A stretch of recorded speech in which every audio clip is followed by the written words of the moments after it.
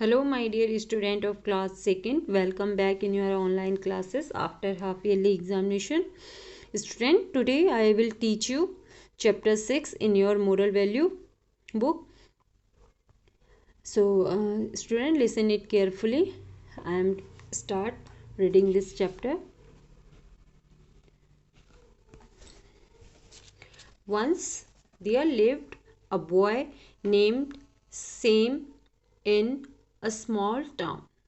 एक बार एक छोटा लड़का था, उसका नाम क्या था? सेम, जो एक छोटे से शहर में रहता, टाउन में शहर रहता था.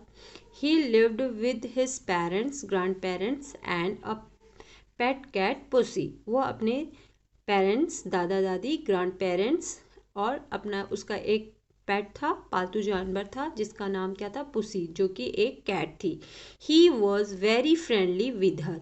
और जो सेम था वो कैट के साथ बहुत ज़्यादा फ्रेंडली था, वो उसकी कैट से बहुत अच्छी दोस्ती थी.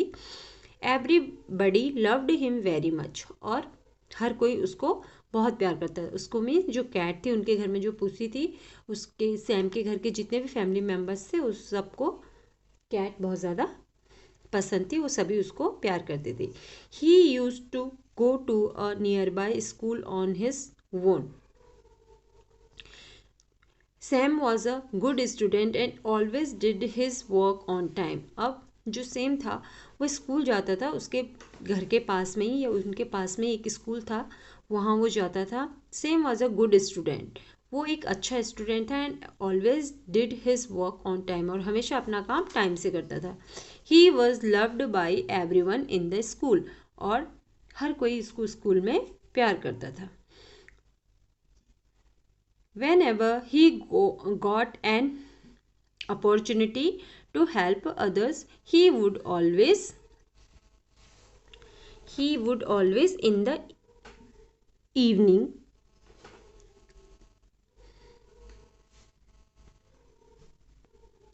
whenever he got an opportunity to help others, he would always do it very happily. उसकी एक और खासियत थी, एक गुड क्वालिटी उसके अंदर ये भी थी कि उसको जब भी किसी की हेल्प करने का अवसर मिलता था, उसको जब भी किसी की हेल्प करने का चांस मिलता था, तो वो बहुत ज़्यादा खुश होता था और खुशी खुशी वो हेल्प करता था. Okay.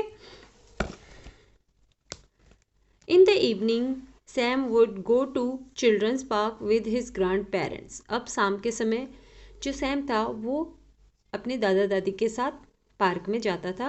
While coming back he always help them to cross the road. और जब वो वापस पार्क से आते थे तो वो अपने दादा दादी की उनको रोड को क्रॉस कराने में हेल्प करता था.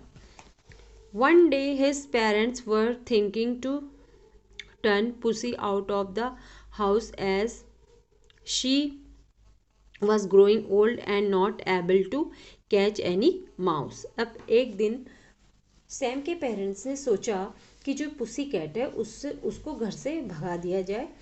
क्यों भगा दिया जाए? बिकॉज जो कैट थी वो ओल्ड हो चुकी थी और अब वो माउस को नहीं पकड़ पा रही थी, वो चूहों को पकड़ने में एबल नहीं थी. सो उसके पेरेंट्स सोचते कि अब ये कैट हमारे किसी काम की नहीं है, तो इसको हम घर से बाहर निकाल देते हैं. Pussy preferred to sit next to the fireplace. जब पुसी जो थी वो जो फायर प्लेस था, आपको पिक्चर में दिख रहा होगा, उसके पास में बैठ रखी थी. Sam felt very sorry and bought a mouse trap so that Pussy was not pushed off the house. Sam को जब पता चलता है कि उसके पेरेंट्स पुसी को बाहर छोड़ रहे हैं या उसको घर में नहीं रखेंगे, तो उसे बहुत ज़्यादा दुख होता है. ठीक है. और वो क्या करता है, एक माउस लाता है, माउस को पकड़ता है. ट्रैप लिखा है ना, बाउट अ माउस ट्रैप. वो एक माउस पकड़ने का ट्रैप लेके आता है. सो that Pussy was not pushed out of the house. ताकि पुसी को घर से बाहर नहीं निकाला जाए. वो उसने इसलिए ऐसा करा क्योंकि जो पुसी थी अब वो चूहों को नहीं पकड़ पा रही थी, तो उसने सोचा कि मैं चूहे को पकड़ने वाली मशीन या चूहे को पकड़ने वाली चूहेदानी ला देता हूँ, जिससे कि पेरेंट्स उसके पुसी को बाहर नहीं करेंगे. मिस्टर जॉन वॉशरमैन, अब उनके पास में एक जॉन रहता है जो कि धोबी होता है। वॉशरमैन मीन्स धोबी। He was there next door neighbour, वो उनके अगले जो घर था उसमें ही रहता था और उनका पड़ोसी था। He had a mule that was made to carry a lot of load, उसके पास एक म्यूल था जिसके ऊपर वो बहुत ज़्यादा लोड रख के चलता था। सारा अपना वज़न, सारा अपने जो भी उसको सामान ले जाना होता था उसी म्यूल के ऊपर रखता था। Due to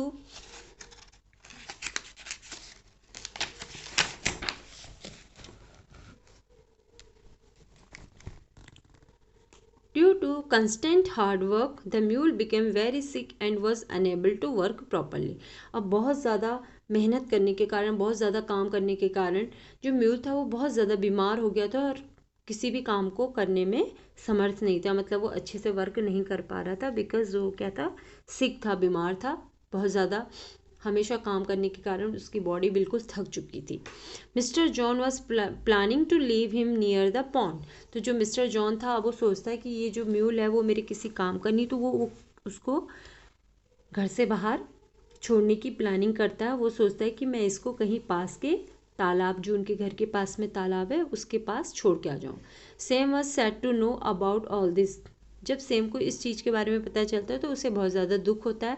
seeing him sad, his grand parents suggest Mister John to take the mule to the veterinary doctor so that he becomes fit and fine.